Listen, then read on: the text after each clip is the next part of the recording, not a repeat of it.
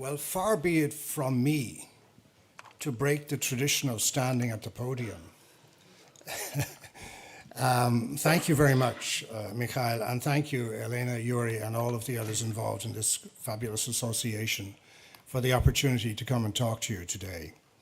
I'll try and make it brief, but I'm not very good normally at doing that because I'm Irish, and I have what we call the gift of the gab, the ability to endlessly talk around the same kind of subject.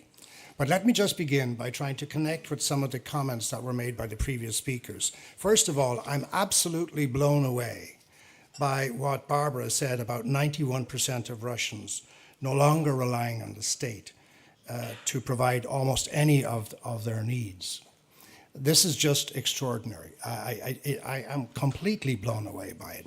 I would never have anticipated that sort of a statistic on that kind of a scale.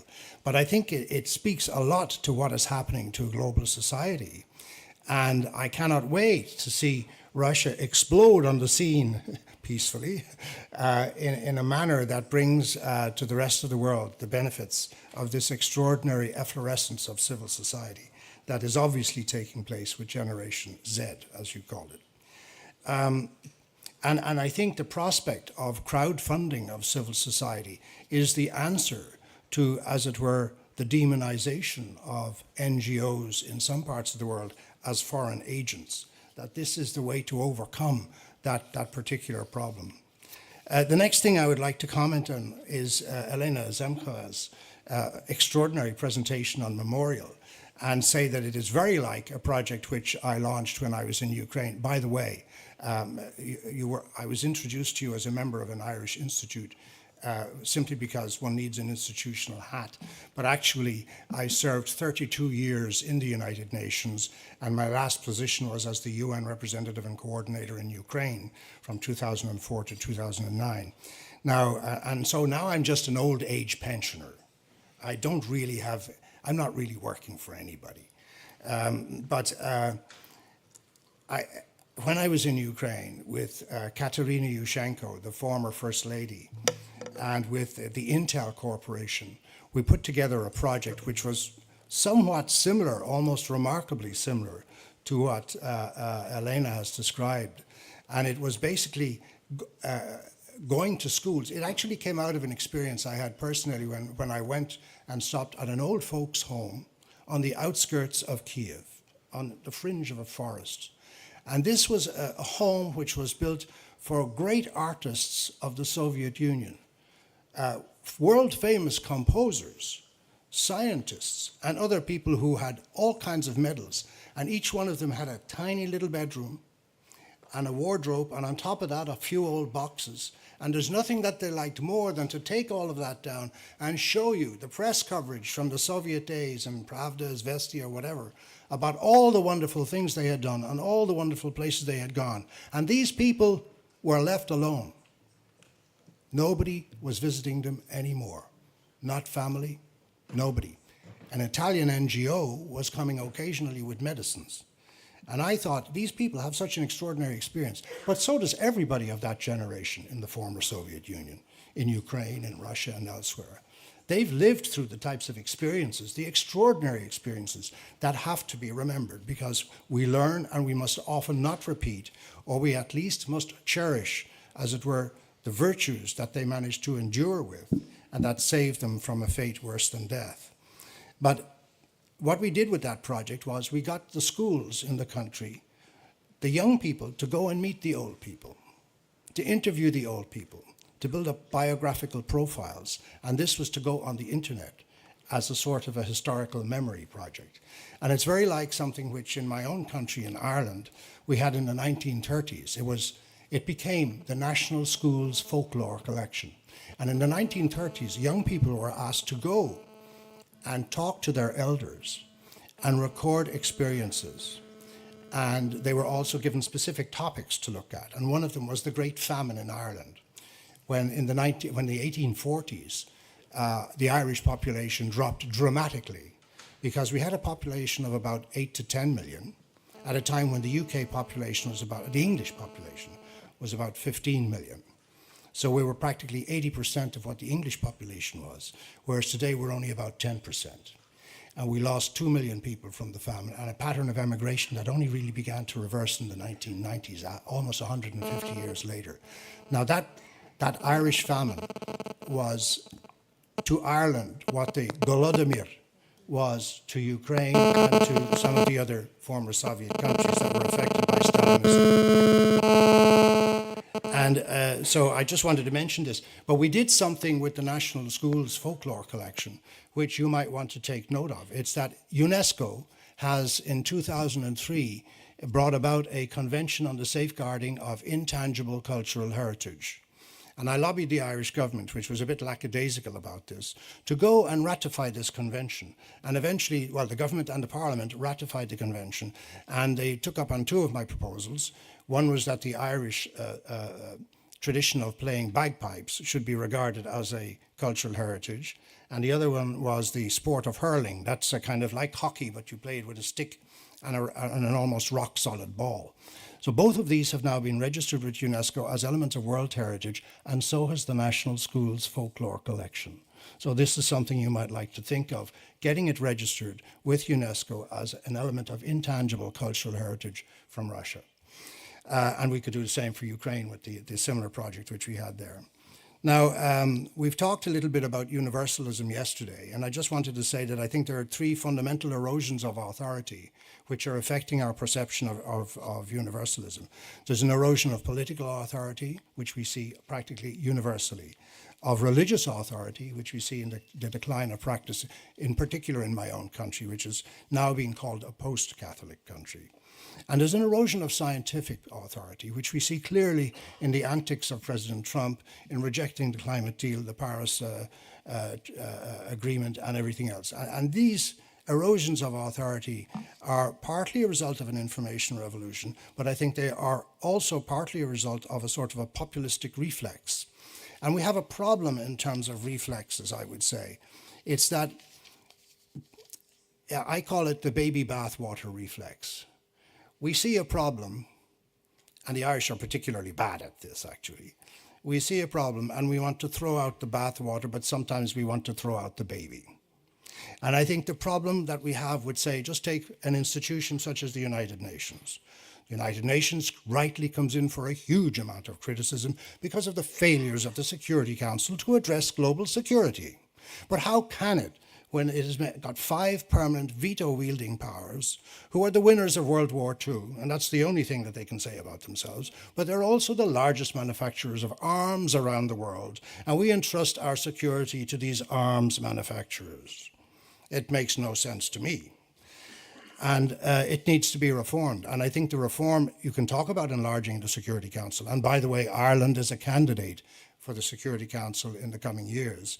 We are competing, I think, with the Canadians and perhaps the Belgians or somebody else like that. And the difference between Ireland and the other competitors for the Security Council seat is that Ireland is standing strongly behind the treaties to ban nuclear weapons, okay, whereas the others are not.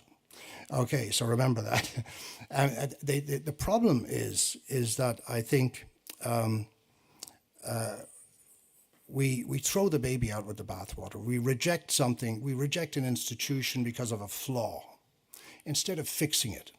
We need to fix these things. One of the hidden secrets of the UN, most people don't recognize it, is by the UN, I mean the whole UN system, which includes some institutions that predate the UN, like the Universal Postal Union or the International Labour Organization, which are actually 19th century institutions. But we have seen over the past decades, especially since the end of the Second World War, an extraordinary explosion in international law. There's an enormous exponential growth in international law. So whatever you think about values and norms, you are challenged perhaps by the contradictions of countries disobeying treaty obligations, violating these norms, governments doing the same thing, but they are there. Don't throw them away. They don't necessarily need to be changed, the ones that are there. Well, maybe some old Universal Postal Union regulation about the post being delivered in horse-drawn carriages, maybe that needs to be changed. But most of the rest of it, I think, is pretty solid. What we need are institutions of enforcement. The institutions need to be reformed and changed and improved. And so that is something that I think that needs to be done. And there are some areas where we need additional global regulation. We need it in the area of cyberspace, for sure, and artificial intelligence. And connected to that, drones and their use in warfare. We shouldn't have autonomous machines deciding who lives and who dies. We need it in the area of biotechnology. And I will say in one other area, which relates to a question I posed yesterday. I believe that we need it in the area of global corporations. And I say this because there are diminishing returns from globalization, in addition to the many, many, many benefits that are too well known by too many of us. But the power of corporate influence, which we have seen with the digital media, has manifested itself very crudely in electoral manipulation recently. And I think the fundamental problem comes back to something that Frederick Erickson was talking about yesterday, market concentration. We see in so many markets that they are becoming more and more concentrated. And I made reference yesterday to Obama's Council of Economic Advisors, which produced a report on this in April 2016. And it indicated, the title of the report was something like The Benefits of Competition. But in actual fact, it was about market concentration. Market concentration is that situation where one player or just a few players dominate the whole market, and they work to exclude the others. So they assessed that in the US economy, in most sectors, the standard metrics showed large and often enormous increases in market concentration. This was not true only of the internet giants and social media, but increasingly is the case in the mainstream media, telecommunications, energy, pharmaceuticals, healthcare, retail, trade and transport, banking and finance, insurance, agro-industry, think Monsanto, real estate, utilities, tourism and consultancy services, think KPMG, just down the road. In particular, dominant firms engage in predatory behavior. They increasing rents and reducing new firm entry and labour market mobility. And that gets to the challenge of entrepreneurship that was touched upon yesterday. There's a decline in entrepreneurship because the opportunities quite often are not there. People are being squeezed out of markets. The global conglomerates also are increasingly moving to exploit non-national resources, the global commons, planetary ecosystems, and public goods that lie outside individual and national sovereignty, for example, in the ocean and in the Earth's orbit and outer space. And think of what we have already as a problem in the oceans with floating plastic, etc. But we have a UN Convention on the Law of the Sea. We have an international seabed authority, although exploration companies abroad have substantial contracts. America is not part of it. But when you have the largest source of capital in the world not buying into a convention like this, just as not buying into the climate convention, we have major problems. And these things, I think, are things that need to be addressed. Now, in 1970, there was a famous legal case, the Barcelona traction case. And since then, there have been efforts to try and regulate the behavior of what were initially called transnational corporations. Later on, they became called multinational corporations. And now we talk about global giants, global corporations. We do not have a legal framework internationally binding on these organizations, these corporations, these firms. And the problem is not just a question of private sector capital, because we have, with the advent of China and its adoption of capitalism, and Russia, we have various forms of state capitalism, which are enormously influential. And the problem is follow the money. Follow the money. Why do you follow the money? Because then you have to see where the accountability lies. So I say follow the money, whether it's civil society, whether it's repression, whether it's arms manufacturing. Follow the money, see where it's coming from, and pin down the accountability. That's the issue. We need to demand and enforce accountability. Otherwise, we have irregular situations. So what we have in the UN, a global compact, which Kofi Annan brought about during his Secretary Generalship. And this was a set of principles, nice stuff, gender equality, environmental stuff, stewardship, do no harm, human rights, and a bunch of things like that, integrity, transparency, and accountability. And companies, about 60 to 70,000 around the world, have signed on to these principles. And they will produce annual reports about how wonderful they are and how everything is going very rosy. The OECD also has its corporate governance principles, which were revised and adopted by the G20 in 2015. But these, like the Global Compact, are non-binding. And in fact, within corporations, these issues are dealt with more on the corporate social responsibility or media and marketing side of a company, rather than on the legal side. So my point of view on this is that we need to have a global international convention on the role of global corporations. And it's not that we're not asked, I would say, not to ask the corporations to regulate themselves, but the nation state still has a role. Even if it has less and less of a role in satisfying people's demands, it still has a role in the international sphere and domestically in terms of economic governance.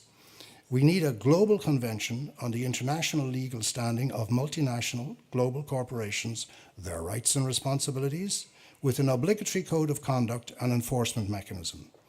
But we also need to reform global and national regulation of competition. Now, there's a European competition network, and I think the EU commissioner who has been taking on the corporate giants like Apple has been doing a very good job at it. Member states have been doing less of a good job, and sometimes the competition network is really just about consumer standards or something like this. Unless we have better regulation of competition, and I mean regulation in the sense of ensuring the marketplace is open to diversity of actors, new entrants to come in so that entrepreneurship can flourish. If that doesn't happen, I think we're basically handing all our money to global giants who eventually will dictate the order of the day. And in the media area, this is a particular threat to democracy. And I think we've seen with the Trump campaign, but also the Mueller investigation and the Brexit story, how challenging this is. And I will add one more thing and then I'll stop because I think I'm probably running over, no? I might, okay, well you're going to kick me when I do. And it's this basic issue, it's that, and some people have brought it up already, there are some people in the world who are phenomenally wealthy. The latest Oxfam figures that I saw was that something like 8 people, now not 53 or 63 or 78 or whatever, but 8 people have the wealth of half of humanity. And there is something, I mean, I'm not against private wealth, there is something obscene with that level of power and influence, especially when at much junior levels of such wealth, you can already see the pervasive influence in corruption. The story about Mr. Banks, Aaron Banks, and how he's affected the Brexit vote. The jury's out on that. But I mean, the idea that an individual can have so much money that they can directly influence, as Berlusconi has done in Italy, for example, popular perceptions to such a degree because they have a monopolistic position in the marketplace, in the media, or they have such phenomenal wealth that they can throw it at an issue. I'm not comfortable with that. And although people like George Soros can do it in a good way, I mean, we in the UN accepted some Soros money at a certain time for civic programs, and I think that's a good thing. When you hand it to the right institution, which is subject to the proper norms, that's okay. But if you're setting up an organization that's going to be directly interfering in the politics of another country, I don't think that that's healthy for democracy in the long run. So I think there's a number of issues that we need to be focusing on for the future. One, I think we should extol a vision of the world based on human dignity and universal values, and upholding the highest standards of leadership, integrity, and competence. And I think this comes back to the UDHR, the Universal Declaration of Human Rights. There's no need to throw it out. There's not even much need to change it. There is a need to respect it and to enforce it and to have the institutional strength and vibrancy to demand accountability from those who fail to do so. The second thing I think is there is a need to address growing inequality. But here's the good news. We've never had it so good. We have never ever in human history had it so good. Most of us are far better off than any of our ancestors were.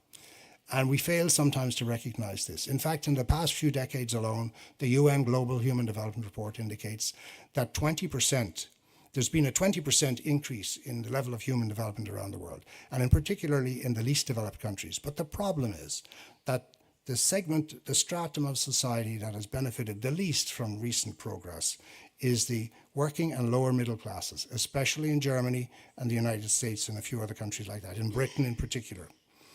So, and that's where grievance arises. And if we don't recognize grievance, there's a lot of myth in populism, but there's a lot of grievance which is legitimate and well-founded. There are parts of Britain, there are parts of England today, which I think it was King Edward VI almost caused a constitutional crisis, going there, complaining about the government neglect of these parts of England and Wales. They are the very same places where the votes were highest for Brexit. So you could say there has been an intergovernmental, between changes of government, of different political parties, neglect of these areas and their needs for inclusive growth, basically. So we need to address the equality issue, and we need to, as I said, deal with the questions of market concentration, regulation of the markets, and the role of the global corporations. There's a lot more we need to do, but I'm going to stop there because otherwise I never will. Thank you. Thank you.